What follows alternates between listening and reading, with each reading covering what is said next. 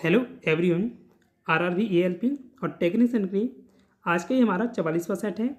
इसके अलावा ये video RRB NTPC, group D और आरपीएफ सभी के लिए महत्वपूर्ण है। तो चलिए शुरू करते हैं आज के इस वीडियो को।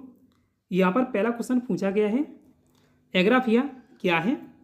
तो एग्राफिया में लिखने से संबंधित एक समस्या आती है, तो लेखन क्षमता का इसमें अभाव होता है। आंसर इसका ऑप्शन नंबर ए होगा, लेखन क्षमता का अभाव होता है एग्राफिया में। एग्राफिया एक अधिग्रहित न्यूरोलॉजिकल विकार है जो लेखन के माध्यम से संवाद करने की क्षमता में कमी का कारण बनता है। बहुविखंडन द्वारा उत्पन्न होता है, यानी कौन बहुविखंडन के द्वारा उत्पन्न होता है, तो ये प्लाज्मोडियम है। देखिए, बहुविखंडन एक अलैंगिक प्रजनन प्रक्रिया है। तो जो अलैंगिक प्रजनन प्रक्रिया होती है इसमें सिंगल पर्सन ही इन्वॉल्व होता है, और लैंगिक प्रजनन प्रक्रिया में जो 2 पर्सन इन्वॉल्व होते हैं। पुरुष हॉकी विश्व कप 2023 का शुभंकर क्या था। तो पुरुष हॉकी विश्व कप 2023 का शुभंकर था ओली।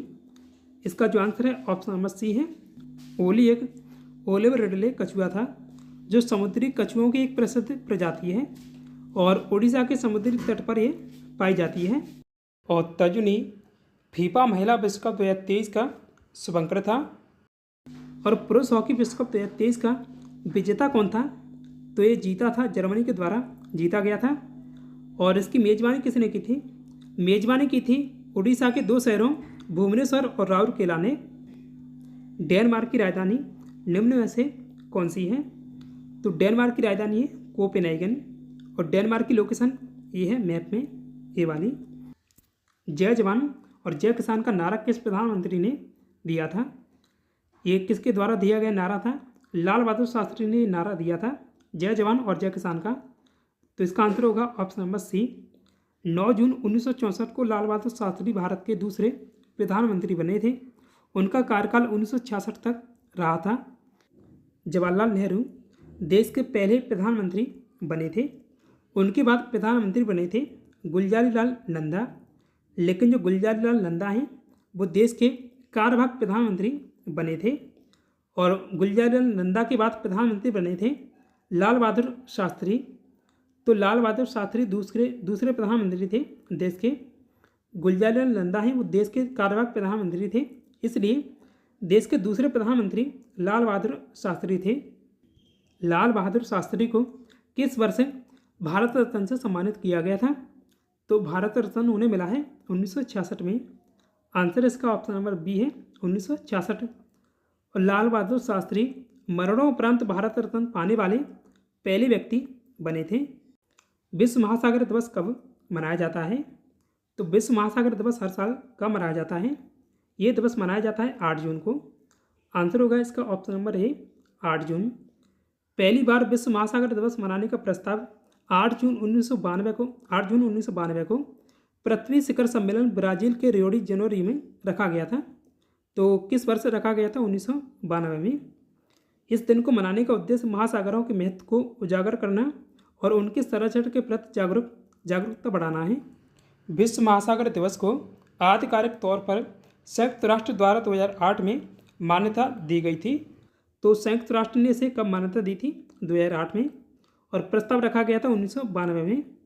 2024 की इस दिवस की थीम है नई गहराइयों को जगाओ।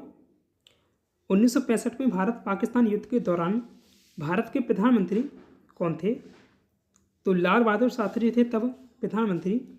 आंसर इसका ऑप्शन नंबर डी है।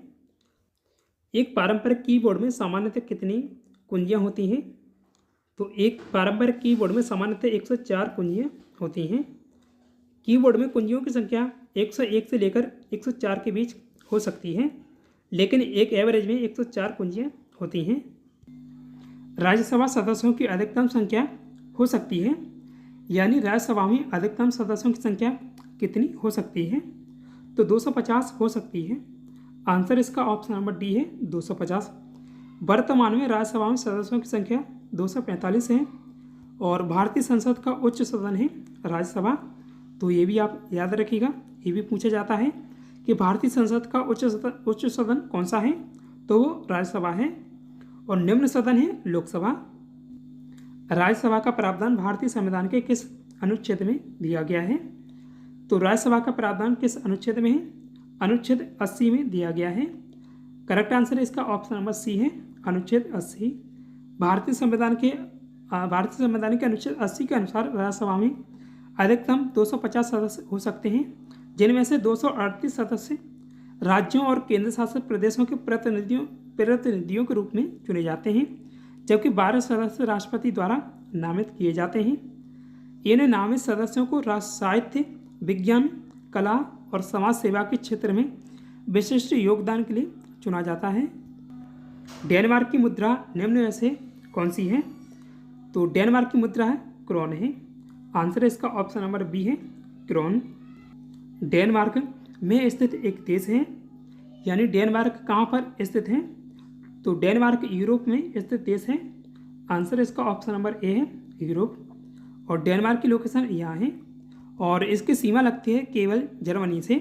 स्थलीय सीमा केवल जर्मनी से लगती है और नॉर्वे और स्वीडन और नॉर्वे से इसकी समुद्री सीमा लगती है। और ये नॉर्थ सी यानी उत्तरी सागर है और यहाँ बाल्टिक सागर है, तो इससे भी इसकी सीमा तटीय सीमा लगती है इन दोनों से डेनमार्क की। डेनमार्क के वर्तमान में राजा कौन है? तो इसका आंसर है option number C, Frederick X वर्तमान में डेनमार्क के राजा हैं। वर्तमान में डेनमार्क की प्रधानमंत्री कौन है? तो ये मेटे फ्रेडरिक्सन डेनमार्क की वर्तमान में प्रधानमंत्री हैं। एफिल टावर कहाँ स्थित है? तो कहाँ पर है Eiffel tower? Eiffel tower Paris, France में है। आंसर इसका ऑप्शन नंबर डी है, पेरिस, फ्रांस। इसका नाम इंजीनियर गुस्ताव एफिल के नाम पर रखा गया है, जिनकी कंपनी ने 1887 से 1889 तक इस टावर का डिजाइन और निर्माण किया था। और एफिल टावर की कुल ऊंचाई 324 मीटर है। एक एवरेज में 324 मीटर है इसकी ऊंचाई एफिल टावर की। सोफिया फिरदौस किस भारतीय राज्य की पहली मुस्लिम महिला विधायक बनी है? तो ओडिशा की पहली मुस्लिम महिला विधायक बनी है सोफिया फिरदौस। इसका जो आंसर है ऑप्शन नंबर डी है, ओडिशा। कांग्रेस नेता हैं सोफिया फिरदौस। 2024 के विधानसभा चुनाव में सोफिया फिरदौस ने बारावती कटक सीट से भाजपा के पूर्णचंद्र महापात्रा को 8001 वोट से हराया है। एक नॉटिकल मील के बराबर होता है, यानी एक नॉटिकल मील किसके बराबर होता है? तो ये 1852 मीटर के बराबर होता है एक नॉटिकल मील। तो इसका करेक्ट आंसर होगा ऑप्शन नंबर बी, 1852 मीटर एक नॉटिकल मील के बराबर है। और नॉटिकल मील इकाई का उपयोग मुख्य रूप से समुद्री और हवाई नेविगेशन के लिए किया जाता है। 4 धाम भारत में 4 हिंदू तीर्थ स्थलों का एक समूह है। 4 धाम में निम्न में से कौन शामिल है? बद्रीनाथ ऑप्शन है पहला, द्वारका दूसरा, पुरी। तो तीनों ही ये 4 धाम में शामिल हैं। आंसर इसका ऑप्शन नंबर डी है, उपरोक्त तीनों। 4 धाम जिसे चतुर्धामी कहा जाता है। भारत में 4 हिंदू तीर्थ स्थलों का एक समूह है, जिसमें बद्रीनाथ, द्वारका, पुरी और रामेश्वरम शामिल हैं। बद्रीनाथ, द्वारका और पुरी निम्न में से किस हिंदू देवता के मंदिर हैं? तो ये किसके मंदिर हैं? तीनों। ये तीनों मंदिर हैं विष्णु के। आंसर इसका ऑप्शन नंबर सी है, विष्णु। रामेश्वरम मंदिर निम्न में से किस हिंदू भगवान का मंदिर है? तो देखिए वो तीनों निकल गए विष्णु के मंदिर थे, लेकिन जो 4 धामों में से एक है वो एक शिव का मंदिर है। ये रामेश्वरम शिव का मंदिर है। 4 धामों में से एक जगन्नाथ मंदिर कहाँ स्थित है? तो जगन्नाथ मंदिर है पुरी, उड़ीसा में। आंसर इसका ऑप्शन नंबर सी है, उड़ीसा, पुरी। अब देखिए जो जगन्नाथ मंदिर है इसे सीधे सीधे बोलते हैं जगन्नाथपुरी मंदिर, क्योंकि पुरी में स्थित है इसलिए इसे जगन्नाथपुरी मंदिर कहते हैं। 4 मीटर प्रति सेकंड के वेग के साथ स्थानांतरित होने वाली 0.5 किलोग्राम वजनी गेंद की गतिज ऊर्जा कितनी होगी? तो यहाँ पर वेग दिया हुआ है 4 मीटर प्रति सेकंड, 4 मीटर प्रति सेकंड, और द्रव्यमान यानी m बराबर 0.5 kg द्रव्यमान दिया हुआ है। अब निकालनी है हमें गतिज ऊर्जा, यानी गतिज ऊर्जा काइनेटिक एनर्जी। गतिज ऊर्जा का सूत्र होता है 12 mv²। तो 1/2 और m कितना है 0.5 किलोग्राम दिया हुआ है। तो 0.5 इंटू बी का स्क्वायर यानी बी कितना है, वेग कितना है यहाँ पर 4 मीटर पर सेकंड दिया हुआ है।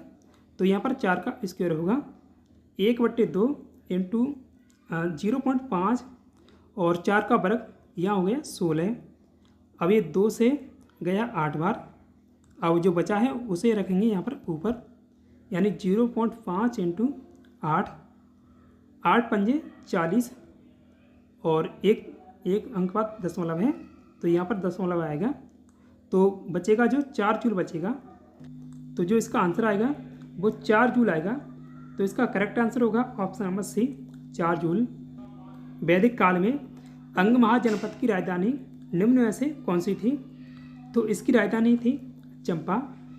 तो राइट आंसर इसका ऑप्शन नंबर बी है चंपा। और अंग से चंप याद रखेगा, अंग और चंप ऐसे एक ट्रिक बन जाएगी तो आपको याद रहेगा। अंग यानी चंपा भारत का एकमात्र मंदिर जहाँ कृष्ण की बहन सुभद्रा और उनके भाइयों जगन्नाथ और बलराम की एक साथ पूजा की जाती है और जगन्नाथ कृष्ण को ही बोलते हैं। तो ये कहाँ पर एक साथ पूजा की जाती है? जगन्नाथ मंदिर पुरी में इसकी पूजा की जाती है इनकी। तो इसका राइट आंसर है option number A Jagannathpuri. Ozone gas निम्न में से किसका अपर रूप है या एलोट्रॉप? तो ओजोन गैस किसका अपर रूप है? ऑक्सीजन का अपर रूप है। आंसर इसका ऑप्शन नंबर सी है ऑक्सीजन। और ऑक्सीजन की स्थिति पीरियोडिक टेबल में यहाँ पर है 16वां ग्रुप है और ये आवर्त है दूसरा। तो दूसरे आवर्त में और 16वें ग्रुप में ऑक्सीजन की स्थिति है पीरियोडिक टेबल में और इसका परमाणु क्रमांक है 8। ओजोन के एक अणु में कितने परमाणु होते हैं? तो ओजोन गैस का जो रासायनिक सूत्र होता है वो होता है O3 और ओजोन ऑक्सीजन के 3 परमाणु से मिलकर बनता है, जो यह बताता है कि हमें इसमें 3 ऑक्सीजन के परमाणु मिलकर एक अणु बनाते हैं। तो इसका जो आंसर है ऑप्शन नंबर सी है 3। और ओजोन से सड़ी मछली जैसी गंध आती है। निम्न में से कौन सी गैस सूर्य से आने वाली परावैंगनी किरणों या अल्ट्रावायलेट रे से वातावरण की रक्षा करती है? तो ये ओजोन गैस है। तो इसका आंसर ऑप्शन नंबर सी है ओजोन गैस। ओजोन गैस है जो वातावरण की रक्षा करती है परावैंगनी किरणों से। ओजोन गैस सूर्य से आने वाली परावैंगनी किरणों को पृथ्वी की सतह पर आने से रोकती है। इसकी उच्चतम सांद्रता क्षमता मंडल यानी समुद्र तल से 30 से 32 किलोमीटर की ऊंचाई पर की ओजोन परत में है, जो सूर्य की अधिकांश परावैंगनी विकिरण को अवशोषित करती है। रामेश्वरम मंदिर कहाँ स्थित है? तो रामेश्वरम मंदिर कहाँ है? रामेश्वरम में तमिलनाडु में स्थित है। आंसर है इसका ऑप्शन नंबर सी है रामेश्वरम। भारत के 4 धामों में से एक द्वारकाधीश मंदिर कहाँ स्थित है? तो ये कहाँ पर है? द्वारका गुजरात में है। आंसर इसका ऑप्शन नंबर बी है Dwarka Gujarat. Constitutional journey an overview from 2014 से 2024 पुस्तक के लेखक कौन है? तो यहाँ पर ऑप्शन है ऋषिराज सिंह और प्रिंस शुक्ला। तो इन दोनों के द्वारा ये पुस्तक लिखी गई है constitutional journey an overview from 2014 से 2024। इस पुस्तक के लेखक हैं दोनों। तो आंसर इसका ऑप्शन नंबर सी होगा ए और बी दोनों। और यह पुस्तक पीएम मोदी के पिछले 10 साल में किए गए संवैधानिक बदलावों और उनके प्रभावों का आकलन करती है।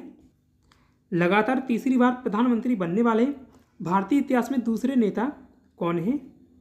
तो इसका आंसर है option number B PM Narendra Modi.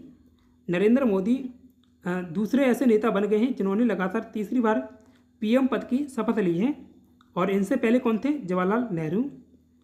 प्रधानमंत्री नरेंद्र मोदी ने 9 जून 2024 को लगातार तीसरे कार्यकाल के लिए शपथ लेकर एक नया रिकॉर्ड बनाया है। नरेंद्र मोदी जवाहरलाल नेहरू के बाद दूसरे ऐसे नेता बन गए हैं जो लगातार तीसरी बार प्रधानमंत्री बने हैं। 2011 की जनगणना के अनुसार भारत की कुल साक्षरता दर कितने प्रतिशत है? तो भारत की कुल साक्षरता दर 2011 की जनगणना के अनुसार 74% है। आंसर इसका ऑप्शन नंबर बी है 74%। 9 जून 2024 को लोकसभा चुनाव में भारतीय जनता पार्टी को लगभग कितने % वोट मिले हैं? तो बीजेपी को इसमें 36.56% वोट मिले हैं। और वहीं कांग्रेस को देखिए, कांग्रेस को सबसे ज़्यादा सीट मिली है बीजेपी के बाद। बीजेपी को 240 सीटें मिली हैं इस बार के लोकसभा चुनावों में और कांग्रेस को 99। तो ये दूसरी बड़ी पार्टी है इस बार। तो कांग्रेस को वोट मिले हैं 21.19%। निम्न में से कौन सी गैस चांदी की चमक को काला कर देती है? तो जो ओजोन गैस है ये चांदी की चमक को काला कर देती है। बद्रीनाथ मंदिर किस भारतीय राज्य में स्थित है? तो बद्रीनाथ मंदिर 4 धामों में से एक है और ये कहाँ पर है? बद्रीनाथ उत्तराखंड में स्थित है। आंसर इसका ऑप्शन नंबर डी है। बद्रीनाथ मंदिर किस नदी के तट पर स्थित है? ये स्थित है अलकनंदा नदी के तट पर। यह मंदिर अलकनंदा नदी के किनारे चमोली जिले में गढ़वाल पहाड़ी ट्रैक पर स्थित है। बद्रीनाथ ये है और जो ये अलकनंदा नदी जा रही है नीली वाली। जगन्नाथ मंदिर पुरी का निर्माण किस वर्ष पूर्ण हुआ था? यह पूर्ण हुआ था 1161 ईस्वी में। जगन्नाथ मंदिर का कार्य पूर्वी गंगा राजवंश के पहले राजा अनंत वर्मन चोड़गंगा ने शुरू किया था। मंदिर के रिकॉर्ड के अनुसार अवंती के राजा इंद्रदुम्न ने पुरी में जगन्नाथ का मुख्य मंदिर बनवाया था। अबेकस पहला था, तो अबेकस पहला यांत्रिक कैलकुलेटर था। आंसर इसका ऑप्शन नंबर डी है। अबेकस का इतिहास और इसके उद्भव के बारे में बात करें। अबेकस का उपयोग लगभग 2300 से 2700 ईसा पूर्व में बेबीलोन में शुरू हुआ था। इसे कई प्राचीन सभ्यताओं में स्वतंत्र रूप से विकसित किया गया था, जिसमें चीन, रोम और ग्रीस, मिस्र शामिल हैं। और अबेकस की संरचना के बारे में बात करें तो अबेकस आमतौर पर एक फ्रेम होता है जिसमें मोतियों या पत्थरों की पंक्तियाँ होती हैं। इन पंक्तियों को क्षैतिज छड़ पर सरकाया जा सकता है। अबेकस नामक यंत्र का आविष्कार किसने किया था? तो चीन के द्वारा इसका निर्माण किया गया था। आज के इस वीडियो में इतना ही। पिछले क्वेश्चन में आपसे पूछा था विश्व पर्यावरण दिवस कब मनाया जाता है? तो ये दिवस हर साल 5 जून को मनाया जाता है। और आज के लिए आपका टेस्ट क्वेश्चन है फॉर्मिक अम्ल सामान्यतः किस में पाया जाता है?